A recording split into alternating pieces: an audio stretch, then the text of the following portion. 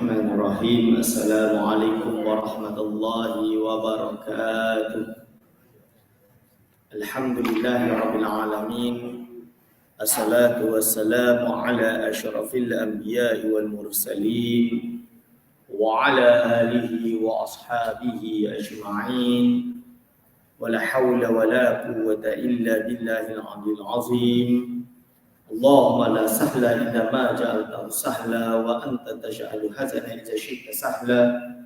Rabbi shrah li sadri wa yassir li amri wahlul 'uqdatam min lisani yafqahu qawli, amma ba'd. Kepada yang terhormat Tuan Nazir Masjid Syakirin yang saya kasihi, pada segenap asatizah, para alim ulama, para imam di masjid yang mulia ini, wabil khusus kepada segenap hadirin wal hadirat hafizahullah. Alhamdulillah, kita syukur kepada Allah Subhanahu wa taala kerana pagi hari ini dapat bersama-sama jamaah solat subuh, dengan harapan segala amal ibadat kita diterima oleh Allah SWT. Selawat dan salam kepada junjungan besar kita Nabi Muhammad SAW, dengan harapan mendapat syafaat uzma di akhirat kelak. Hadirin wal hadirat hafizakumullah, kita berada pada muka surat 47, tuan-tuan dan puan. Al-mustahil fi haqqihi ta'ala. Maksud dia, kita masuk pada perbahasan sifat mustahil bagi hak Allah Subhanahu wa ta'ala. Mustahil ini, ingatkan sikit je. Ingat, hukum akal ni 3. Wajib, mustahil, harus. Wajib ini akal tak boleh terima, dia tak ada, mesti ada. Mustahil ini akal tak boleh terima, dia ada. Ma la yatasawwaru fil aqli wujudu. Akal tak boleh menggambarkan kewujudannya. Means it is impossible. Bahasa Inggeris dia impossible lah. Bahasa Melayu dia mustahil lah. Mustahil. Maksud mustahil ni berarti dia tidak akan ada sama sekali. Macam contoh dia 1 tambah 1 10. Mana boleh? 1 tambah 1 mesti 2. Tak boleh 10. Lebih kurang macam tu lah tuan-tuan. Lalu soalan dia, nyatakan yang mustahil atas Allah Ta'ala dengan ijmal dan tafsil. Jadi soalan yang dilontarkan adalah, sebutkan sifat mustahil bagi Allah Subhanahu wa ta'ala dengan ijmal, dengan gambaran, dengan hujah ataupun dalil yang umum, dan secara terperinci, in detail. Jawapan Syekh Saman Kati, apa dia kata? Bermula yang mustahil atas Allah Ta'ala dengan ijmal itu, iaitu tiap-tiap kekurangan dan dengan tafsil segala lawannya sifat-sifat 20 yang telah lalu sebutannya pada bicara sifat-sifat yang wajib. Maksud dia apa tuan-tuan dan puan? Iaitu sifat mustahil, impossible bagi Allah SWT bersifat dengan sifat itu, kalau dengan dalil ijmal secara umum, iaitu apa-apa kekurangan, ini mustahil bagi Allah. Apa saja nuksan, bahasa Arab tu, naqis, benda yang kurang, benda yang menjatuhkan, benda yang merendahkan, ini mustahil bagi Allah Subhanahu wa ta'ala. Contoh dia tuan-tuan, cacat, mungkin ke Allah cacat? Na'udzubillah min zalik. Buta, mustahil lah. Apa sahaja. Sebab sifat wajib Allah secara ijmali disifati dengan segala sifat kesempurnaan. Apa sahaja. Ya, selain sifat 20, itu tafsir. Boleh je lebih, kenapa tak boleh? Cuma kita tak tahulah. So sifat mustahil Secara ijmal iaitu apa saja kekurangan bagi hak Allah SWT, mustahillah perkara itu bagi hak Allah SWT. Sebab itu ada perbincangan, boleh ke Allah menipu? Contoh dia dan lain-lain. Ini dibahas dalam perbahasan yang lebih dalam. Tapi kalau secara tafsir iaitu lawan bagi 20 sifat wajib. Sebab itu adalah 20 sifat wajib yang tafsili adalah 20 tadi. Sifat wajib bagi Allah yang tafsili adalah 20 sifat. Maka mustahil bagi hak Allah SWT secara tafsili lawan bagi 20 sifat wajib. Ini itu adalah lawan bagi 20 sifat wajib. Arti apa? Allah wujud lawan dia adam. Allah kidam lawannya hudud. Bahasa Melayu dia, Allah wujud lawannya tidak wujud. Allah sedia ada lawannya baru. Dari tidak ada lalu ada. Dan semua itu telah disebutkan pada bab yang lalu. Jadi dia tak payahlah nak syarahkan. Dia tak perlu untuk syarahkan di sini. Lalu dia masuk pada perbahasan al-jaiz fi haqqihi ta'ala. Sifat harus bagi hak Allah Ta'ala. Harus. Soalan, apa dia yang jaiz pada haknya Allah Ta'ala dan apa dalilnya? Apa dia sifat harus bagi hak Allah Ta'ala? Dan dalil dia apa? Jaiz tu maksud dia harus. Kalau jaiz tu Jabatan Agama Islam Selangor. Ni jaiz dengan zai. Bukan dengan sin. Dengan zai iaitu atau bahasa Melayu dia ditulis, bahasa Rumi dia ditulis dengan zai.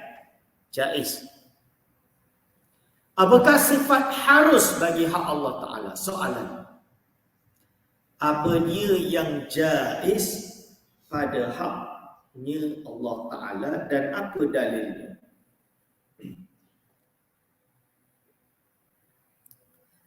Jadi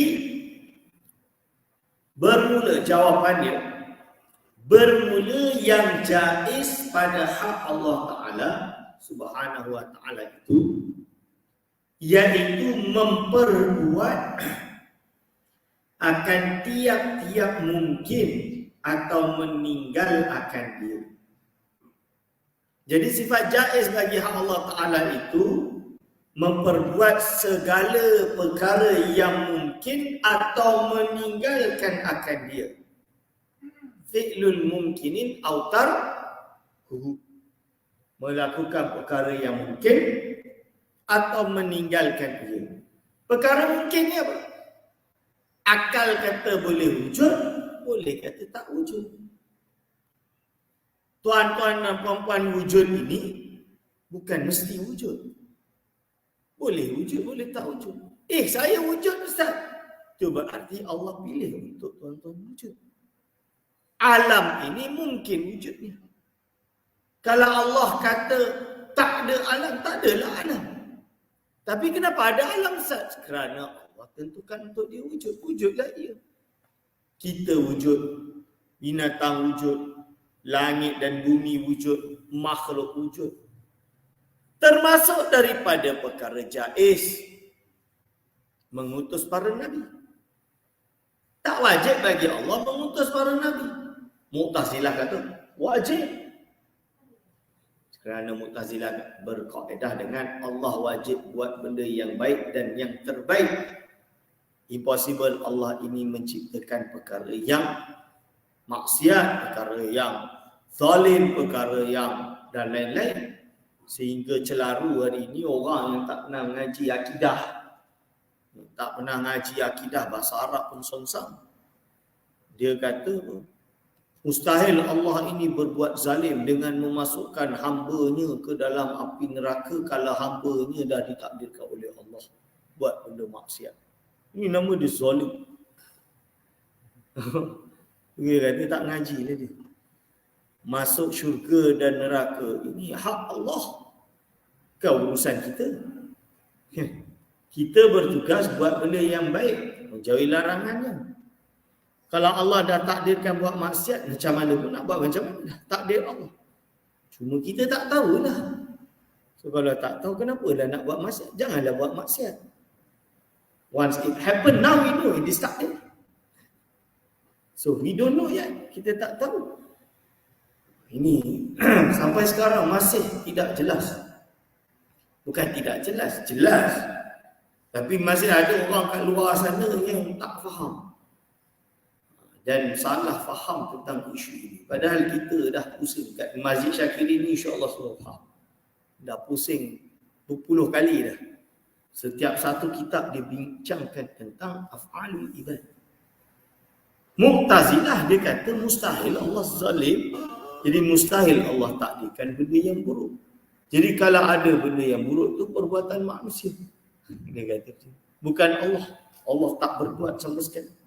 Allah tak hadirin wal hadirat hadirat Allah.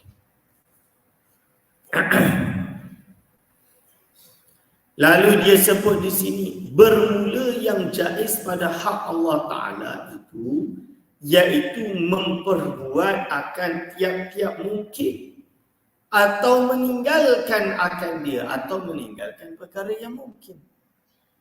Meninggalkan perkara yang mungkin. Mungkin diperbuat atau meninggalkan. Termasuk yang demikian seumpama mengazab orang yang taat. Ini yang saya katakan. Orang yang taat solat dan kenapa Allah azab itu hak Allah. La yus'alu amma yaf'alu wa hum yus'alun. Jangan ditanya apa yang mereka perbuat. Dan jangan ditanya apa yang dia iaitu Allah perbuat. Mereka yang akan dipertanya. Dan memberi pahala yang maksiat. Orang maksiat pun begitu. Kenapa tak boleh? Hak Allah SWT. Begitu juga membangkitkan segala anbiya. Membangkitkan tu terjemahan dari bahasa Arab literal ba'thun. Bi'athah atau ba'thur rusul. Tapi terjemahan yang betul mengutus. Terjemahan. Jadi dia terjemahan literal. Kerana ulama Melayu dulu, bila dia Arab ni dia ambil literal. Tapi maksud dia lain lah. Dia dah, tapi dia kenapa tak terjemah literal terus? Tak, dia berdasarkan konsep tafwid ni, dia jalankan yang zahir tu tapi makna dia di sebalik tu. Lebih kurang macam tu. Jadi tu istilah orang Melayu. Yukhalif. Yukhalif tu bukan seteru, bukan bergaduh. Berbeza. Tapi aku menyalahi. Kenapa menyalahi? Bahasa Melayu moden kalau menyalahi itu salah kau. Macam tu. Bahasa Melayu lama bukan. Menyalahi itu berbeza. Berbeza. Itu kena pandai bahasa Melayu lama lah tu je lah. Jadi nak kabarkan begitu juga membangkitkan segala nabi anbiya itu mengutuslah maksud dia. Bukan nabi ni dah meninggal hidup balik, dah meninggal hidup balik ke apa, bukan. Walaupun itu mungkin juga. Tapi bukan nak kata tu, bukan. Ba'sun tu biasa. Diutus. Memang secara bahasa literal dia adalah bangkit. Okey, hadirin wal hadirat. Jadi mengutus para nabi dia tak wajib bagi Allah. Tapi Allah memilih mengutusnya, iaitu hak Allah SWT. Harus bagi Allah. Tak wajib. Begitu juga semua benda yang lain. Kan ada perdebatan antara Abul Hasan Al-Asy'ari dengan Al-Jubari. Yang membuatkan Abul Hasan Al-Asy'ari keluar dari Mu'tazilah, pegang kepada mazhab salafus salih, pada para sahabat Rasulullah SAW dan memperjuangkan ahli sunnah wal jamaah. Inilah salah satu isu. Budak kecil berada dekat mana? Syurga ke neraka? Kan? Dia tak sempat nak buat amal ibadat, dia meninggal waktu kecil. Dia tak sempat buat maksiat, meninggal pada waktu kecil. So kalau dia buat maksiat meninggal waktu kecil, dia belum ni lagi, Allah kata apa, Mujubai kata sebab tu Allah matikan dia supaya dia tak masuk neraka. Lepas tu dijawab dah oleh Abah Hasan, cuba kalau budak kecil tu kata, ya Allah kenapa kau kata aku besar supaya aku boleh buat ibadat kepada kau, untuk kau masuk aku dalam syurga. Akhirnya dia manzilah-manzilah yang kata Al-Jubai. Lebih kurang macam tu. Sebab Allah tak boleh buat zalim. Lepas tu kita lah jawab, bukan kita, maksud ulama Imam Dusuki dia jawab. Cuba kita kata kat Mu'tazilah, kalau Allah tak boleh buat zalim, kesian kan budak-budak kecil kan ada rasa sakit. Kenapa Allah bagi dia sakit? Tak adil, dia kecil lagi. Kenapa dia rasa sakit? Dia meninggal waktu kecil. Tak adil, zalim. Ni. Kalau kita menggunakan akal cetek ini untuk menentukan akidah, ini yang terjadi. Kita perlu kepada ilmu, perlu kepada Al-Quran dan Sunnah. Selain akal juga digunakan sebagai dalil, tapi bukan akal semata-mata. Kalau tak nanti, if zalim, adil dan zalim itu ditimbang dengan akal semata-mata, satu-satulah itu baru hak benar. Dua-satu tak hak benar. Contoh dia, waris. Perempuan, kalau ada adik-beradik, laki dan perempuan, berarti pakcik semua dah dimahjub, kita panggil. Mahjub ni dah terhalang. Adanya anak ni pakcik tak dapat. Jangan pula ada anak yatim, pakcik kata, ni aku yang urus, aku yang pegang. Oh, disolak duit-duit. Tak boleh. Aku lebih tua, tak ada. Abang lebih tua, adik lebih muda, tak ada istilah abang dapat lagi banyak, adik dapat sikit. Tak ada istilah macam tu. Jangan ingat, saya sulung lebih banyak. Tak. Dia dinilai dari segi jantina. Kecil atau besar. Maksud dia, kalau satu laki, satu perempuan, dua kepada laki, satu kepada perempuan. Kerana apa Quran? Az-zakaru mislu hadzil unsayain. Lelaki mendapat dua, perempuan satu. Itu ayat faraid ni tak boleh dirubah kan? Pasti ayat dia. Ayat faraid ni pasti tak boleh dirubah. Lalu datang kelompok yang tak faham tapi memperjuangkan persamaan. Dia kata apa? Ini tak adil. Perempuan layak mendapat hak yang sama dengan lelaki. Bukan macam tu. Kerana perempuan ini bila dia kahwin, harta dia. Suami tak ambil harta dia. Dan suami wajib bagi harta dia kepada isteri. Bahasa Inggeris dia your money is my money is my money. Dia lebih kurang macam tu. Betul. Lepas tu saya bagi tahu dekat kaum hawa, kalau kerja itu duit masuk poket. Bukan untuk suami. Suami kerja masuk poket isteri. Itu. Betul. Nafkah tu wajib. Sekala isteri tak nak kerja, lah kenapa nak kena kerja? Dia tak wajib kerja. Dia princess queen kat rumah. Suruh kerja rumah pun tak. Tapi kalau dia dibesarkan ada maid, maka suami wajib untuk bila dah kahwin tu sediakan maid. Kecuali si isteri redha. Itu lain. Contoh dia. Nak suruh suami isteri basuh pinggan tak wajib. Kotor tangan dia kasar tangan isteri. Ini. Dan ini kaedah ni. Jadi bila waris, bapak dia meninggal contoh dia, ibunda dia meninggal contoh dia, maka perempuan dapat satu, laki dapat dua. Sebab tugas laki banyak. Ni. Jadi dua, satu. So, cuma ustaz, kalau kita tak kerja nanti, suami buat hal, dilupakan kita, habis kita yang susah, tak ada kerja, tak ada apa. Betul. Sebab itu sebenarnya sistem peradilan itu yang perlu diperbetulkan untuk memastikan hak-hak perempuan itu dijaga. Yang kalau ada suami yang menzalimi, hak perempuan itu boleh diminta. nafkah lampau, kan, mut'ah. Mut'ah ni bukan nikah mut'ah. Mut'ah ni maksud apa? Sagu hati. Ketika suami nak ceraikan isteri contoh dia, isteri berhak untuk dapat mut'ah. So perempuan kena tahu wajipan dia ni. Cuma yang susah kita dengan sistem peradilan moden ni adalah administration. Bahasa Indonesia kita kata hukum acara. Kalau Melayu ni hukum administration. Nak masuk mahkamah kalau tak ada lawyer, kita kalah. Lawyer pula fulus. Nak buka file beribu. Kalau bayar lawyer yang murah-murah ni boleh. Lepas tu kalau si suami pakai lawyer yang mahal, kalah lah dia. Akhirnya it's all about. So etika lawyer tu kena jaga kerajaan Malaysia. Sistem peradilan Malaysia tu kena jaga. To make sure that the lawyers themselves kena betul. Itu je lah.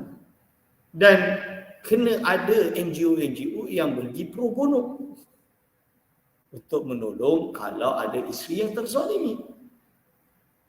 Nah ini sebab saya dulu law, saya ambil law. So saya tahu dan saya tahu kehidupan hukum ni macam mana, peradilan ni macam mana. So sebenarnya dua satu itu adalah adil. So jangan kita menimbang satu dengan satu. Sebab itu akal tak boleh nak menentukan. Tapi ditimbang dengan berbagai isu, Quran dan Sunnah dan lain-lain. Ini dia hadirin wal hadirat hafizahullah. Dan jangan pula anggap macam tu. Kalau ada lelaki perempuan yang dianiaya, laki pun boleh dianiaya. Boleh. Ini tidak terjadi di Malaysia seharusnya lah, semoga. Tapi terjadi di negara yang ambil continental law. Lepas tu dijadikan Islamic law. Contoh dia Morocco, contoh dia Indonesia. Jadi di Morocco dan Indonesia, si isteri ada kuasa dalam hal perceraian dan semua tu kena lalu mahkamah. Impossible di luar mahkamah, termasuk poligami dan lain-lain. Apa kata si suami isteri, suami kahwin dengan isteri, mula-mula okey, tapi bila dah umur 40 ke 50, si isteri tak nak layan si suami, so si suami suffer secara rohani. Dia nak kahwin lagi tak boleh. Kalau dia cerai, dia kena bayar mut'ah, dia kena bayar nafkah anak, dia kena macam-macam. Lepas tu dia minta dilayan dengan rohani, dia tak dapat. Ini, so, and that is zalim. Zalim bagi si suami. Dan dia tak boleh lah macam tu. So, dia kena balance. Itu saya kata. Jadi di negara yang belah sana, saya waktu di Maghribi, saya tahu macam mana perempuan abuse lelaki. Lelaki kena abuse lah. So, it goes both. Dan lelaki ialah everything harta dia bagi kat isteri lah. Dan si isteri pula kontrol semuanya.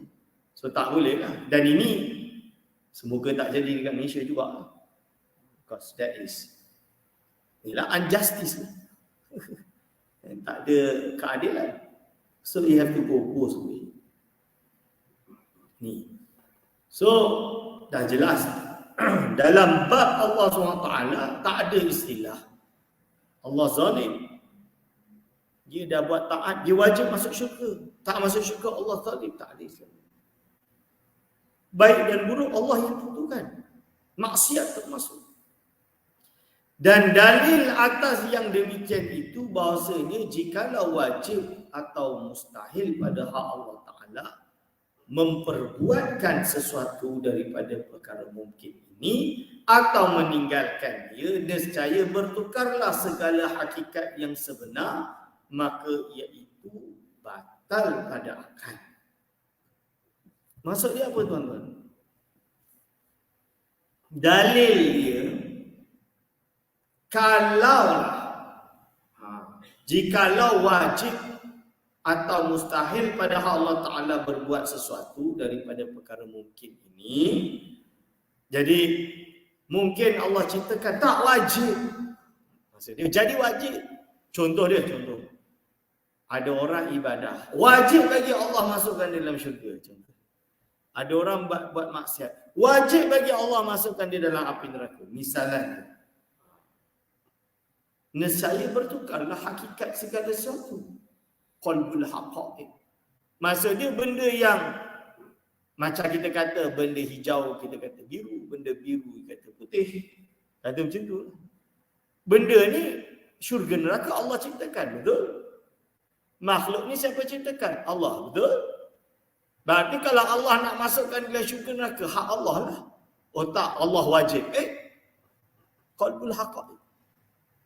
Terbalikkan perkara yang hakikat sesuatu. Benda yang harus bagi Allah, Allah wajib buat. Soalnya Allah tak ada pilihan. Oh tak boleh pilihan sebab Allah dah sebab budak ni dah buat, jadi Allah kena buat juga. Oh tak boleh. Kan? Tapi ustaz, kalau hakim tu dia nak bagi keputusan, dia kena tengok keadaan ustaz. Dia kena tengok the case. Betul. Dia kena court bukti, evidence. Dia buat, dia hukum berdasarkan evidence. Itu hakim dunia. Makhluk.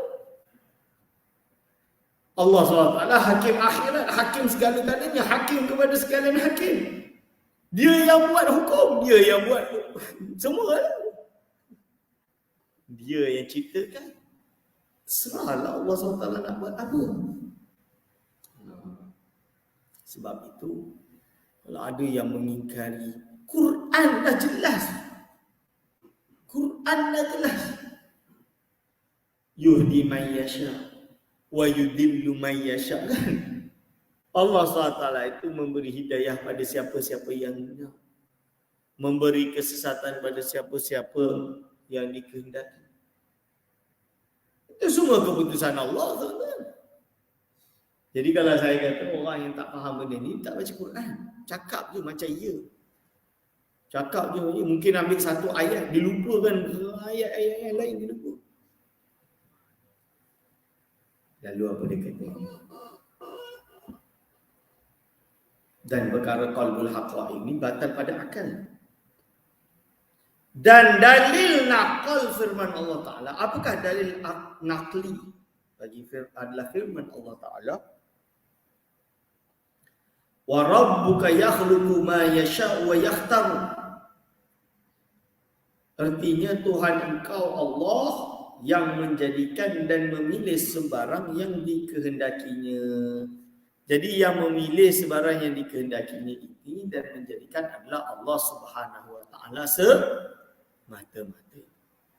Rabbuka yakhluqu ma yasha'u wa yakhtar. Maka dihimpunkan segala makna yang wajib dan yang mustahil serta yang harus itu di dalam makna la ilaha illallah. Ini maksudnya dia kesimpulan. Jadi sifat harus tadi dah selesai. Mencipta pahala, mencipta dosa, mencipta ibadat, mencipta maksiat, mencipta iman, mencipta kufur. Ini semua dah jelas. Adalah hak bagi Allah Subhanahu wa Ta'ala. Lalu disebut di sini perhimpunan. Perhimpunan ini maksud dia segala apa yang telah dibincangkan itu ada dekat mana akidah. Ni yang kata akidah sifat Allah tu susah. Falsafah, mana falsafah? Greek Yunani, mana ada Greek Yunani? Tak ada. Aristotle guna akidah ni? Tak ada. Plato mengajar akidah ni? Tak ada. Akidah ni akidah ahli sunnah wal jamaah. Dia ini datang daripada mana? Maka dihimpunkan segala makna yang wajib dan yang mustahil serta yang harus itu di dalam makna la ilaha illallah. Jadi semua yang kita belajar tadi tuan-tuan dan puan, iaitu wujud kidam baqa sifat 20 wajib, adam hudus, fana 20 sifat mustahil, sifat harus bagi Allah SWT. Semuanya terkumpul pada makna la ilaha illallah. Pada makna la ilaha illallah. Artinya tiada Tuhan yang disembah dengan sebenar-benarnya melainkan Allah. Tiada Tuhan yang disembah dengan sebenar-benarnya melainkan Allah Subhanahu wa taala. Dan jadilah sifat 20 itu akhirnya sifat 20 itu jadilah itu terbagi kepada dua bahagi pula, yaitu istighna dan yaitu dia terbagi kepada sifat istighna dan sifat iftiqar. Kerana makna ketuhanan itu kaya Tuhan daripada tiap-tiap barang yang lainnya, yaitu apa? Makna istighna itu maha kaya dan iftiqar itu maksud dia segala sesuatu berhajat kepada Allah. Dua-dua ini terhimpun pada kalimat la ilaha illallah, yang mana isi la ilaha illallah itu adalah istighna'ul ilahi an kulli ma siwahu wa iftiqaru kulli ma adahu ilaihi. Maksudnya apa? Yaitu artinya kaya Tuhan daripada tiap-tiap barang yang lainnya dan berkehendak tiap-tiap yang lainnya kepadanya. Nah, itu maksudnya. Maksudnya apa tuan-tuan? Yaitu Allah SWT ini maha kaya, tidak berhajat kepada sesuatu apapun. Maksud dia, adakah kita ibadah ni Allah berhajat? Tidak. Apakah Allah berhajat untuk kita beriman? Tidak. Istighna wa an kulli ma siwa. Kenapa dia cipta langit ini dan bumi? Dia berhajat kepadanya? Tidak. Allah Subhanahu wa taala tidak berhajat kepada makhluk. Istighna'ul ilahi an kulli ma siwahu. Yaitu kaya Tuhan daripada tiap-tiap barang yang lain daripadanya. Waftiqaru kulli ma'adahu ilaihi, dan berkehendak tiap-tiap yang lainnya kepadanya. Jadi segala sesuatu selainnya berhajat kepada Allah Subhanahu wa taala. Kita berhajat kepada Allah, makhluk berhajat kepada Allah, langit bumi berhajat kepada Allah, amalan kita berhajat kepada Allah, malaikat berhajat kepada Allah, syaitan iblis berhajat kepada Allah. Semua makhluk berhajat kepada Allah. Ini dia tuan-tuan. Hadirin wal hadirat hafizakumullah. Inilah kandungan sebenar la ilaha illallah. Adapun kayanya Tuhan, maksudnya macam mana kita nak kata istighna ni? Kaya ni macam mana? Maha kaya. Adapun kayanya Tuhan Jalla wa Azza daripada tiap-tiap barang yang lainnya itu, maka wajib baginya selepas 11 sifat. Jadi kaya ini wajib baginya 11 sifat. Ada 11 sifat yang wajib, iaitu satu daripada sifat nafsiyah, ialah wujud.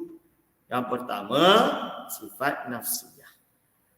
Jadi Allah SWT itu ada sifat nafsiyah, iaitu wujud.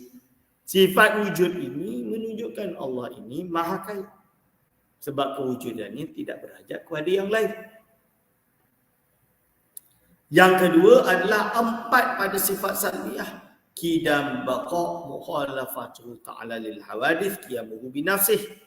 Berarti Allah Subhanahu wa taala iaitu tidak berhajat, Allah SWT maha kaya, tidak berhajat kepada yang lain, kerana dia juga qidam. Qidam ini berarti sedia ada, bukan dari tidak ada lalu ada, menunjukkan dia tidak berhajat kepada yang lain. Baqa, dia kekal, dia akan kekal, dia tidak akan hilang, tidak akan sirna, berarti dia tidak berhajat kepada yang lain. Mukhalafatuhu ta'ala lil hawadith, berbeza dengan sekalian makhluk, berarti Allah SWT tak sama dengan makhluk. Bila tak sama dengan makhluk, berarti Allah SWT tak berhajat dengan yang lain. Bukan macam kita berhajat kepada yang lain kerana kita ada persamaan dengan makhluk yang lain. Qiyamuhu binafsi. Allah SWT berdiri dengan zatnya sendiri. Dalam arti dia bukan sifat yang berhajat kepada zat, tapi dia adalah zat yang bersifat. Hadirin wal hadirat hafizakumullah. Ini adalah istighna. Yang ketiga, dan tiga pada ma'ani. Tiga sifat ma'ani. Sama, basar, kalam. Allah SWT maha mendengar. Dia tak perlu kepada telinga untuk mendengar. Dia tak perlu kepada orang lain untuk dengarkan untuk dia. Tak, Allah SWT dah maha mendengar. Basar, Allah SWT maha melihat. Dia tak perlu CCTV nak tengok. Tak macam kita. Kalam, Allah SWT berfirman. Dia tidak berhajat kepada yang lain. Dia dah langsung berfirman. Allah SWT ada sifat kalam. Ini dia. Yang keempat, dan tiga sifat maknawiyah, iaitu kaunuhu sami'an basiran mutakalliman. Jadi kalau Allah SWT ada sifat sama, otomatik termasuk daripadanya maknawiyah, iaitu sami'an, basar, basiran, kalam, mutakalliman.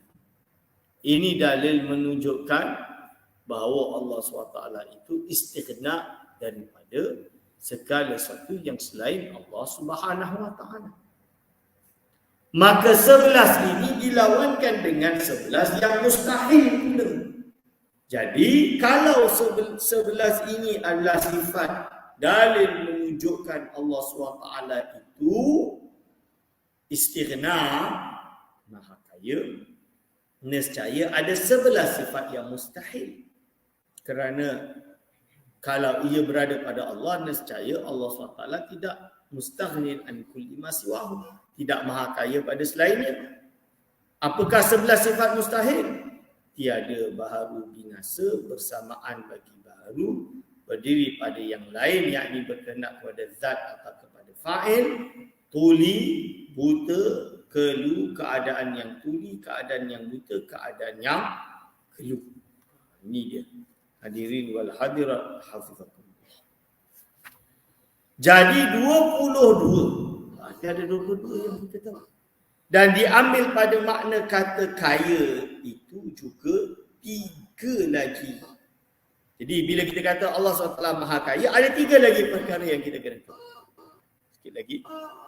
Yang pertama, maha suci Allah, Tuhan, daripada mengambil faedah di atas perbuatan dan hukum.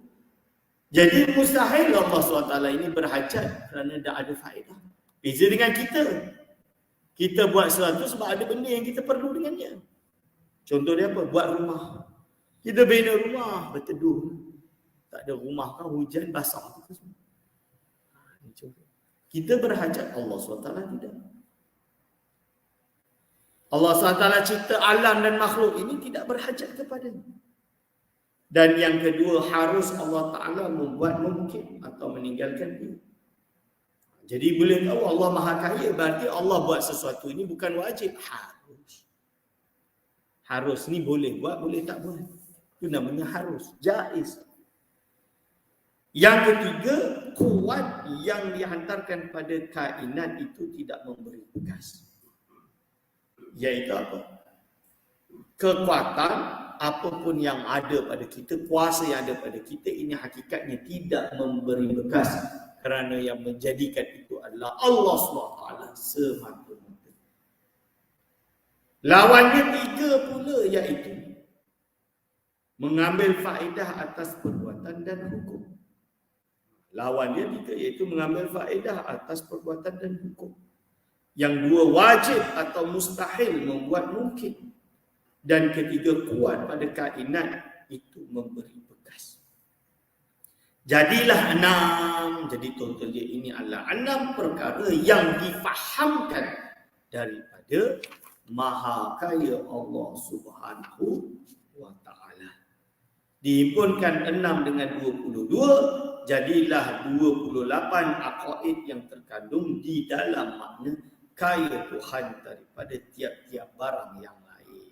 Jadi lengkap pada keterangan tersebut itu 26 ini menunjukkan Allah SWT itu maha kaya. Tuhan ni maha kaya lah, tak berhajat kepada makhluk. Kalau ada yang berhajat kepada makhluk, itu namanya bukan maha kaya, itu namanya berhajat. Miskin lah. Miskin itu berhajat maksudnya. Jadi segala sesuatu yang kaya raya daripada makhluk di dunia ini, hakikatnya miskin juga. Kerana dia berhajat kepada banyak perkara. Bukanlah kaya yang mutlak. Tapi insyaAllah kita berhenti sampai sini. Pada minggu hadapan kita masuk muka surat 50. Dengan harapan insyaAllah kita tetap istiqamah dan mendapatkan ilmu yang bermanfaat. Aqulu qawli hadza astaghfirullah li wa lakum. Wassalamualaikum warahmatullahi wabarakatuh.